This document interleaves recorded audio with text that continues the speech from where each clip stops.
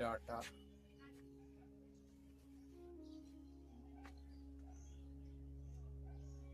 চাল কুমড়ো, পুঁই শাক, এদিকে কচুর গাঁটি, এখান থেকে ঝিঙে আর চিচিঙ্গা দু রকম। এই যে ঝিঙে গাছে ঝুলছে দেখা যাচ্ছে, এগুলো সব ঝিঙে। এই একটা দেখুন বড় ঝিঙে গাছে ঝুলছে, আর ওদিকে ওগুলো সব উচ্ছে গাছ লাগানো। আর এখান থেকে এক লাইন বরাবর সব হচ্ছে ভেন্ডি বা ঢেঁড়স। ভেন্ডির গাছগুলো এক একটা প্রায় 5 ফুট সাইজের গাছ হয়ে গেছে, প্রতিদিন তাতে ভেন্ডি হচ্ছে।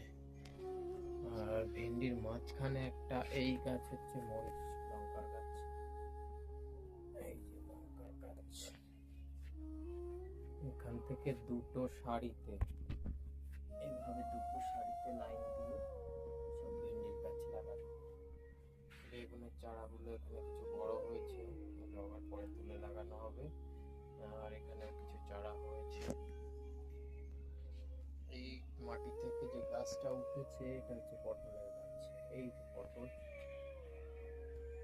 পটল গাছে হয়েছে, এবং ছোট ছোট আরো প্রচুর ফুল এসছে, পটলের ফুল এগুলো হচ্ছে ধীরে ধীরে। এখান থেকে সব ঘ্যাটকল হয়েছে,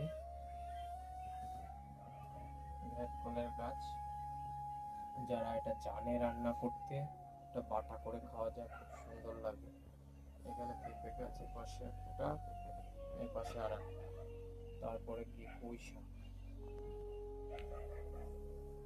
গঙ্গাবর্ধন নারকেলটা আগের থেকে আরো কিছুটা বড় হয়েছে।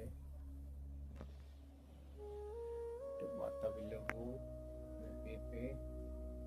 পেঁপের গাছ, আর এখানে পিপুল শাক। এগুলো তরকারিতে রান্না করে খাওয়া যায়, যারা জানে করতে পারে। আর এখানে এত বড় বড় একটা লেবু হচ্ছে, পাহাড়ি জাতের লেবু এগুলো। একটা ডালে 3টে লেবু ঝুলেছে, উপরে তো আছে কত বড় বড়। এখানে একটা সুপারি গাছ হয়েছে, এই একটা লেবু গাছ, এখানে একটা সুপারি গাছ, বাবু তুলসী, পাথরকুচি, এটা একটা লঙ্কা, এটা ভিক্স তুলসী। এটা হলো সজনে গাছ। ওখানে একটা জাম গাছ, ছোট জাম গাছ, এখনো বড় হয়নি।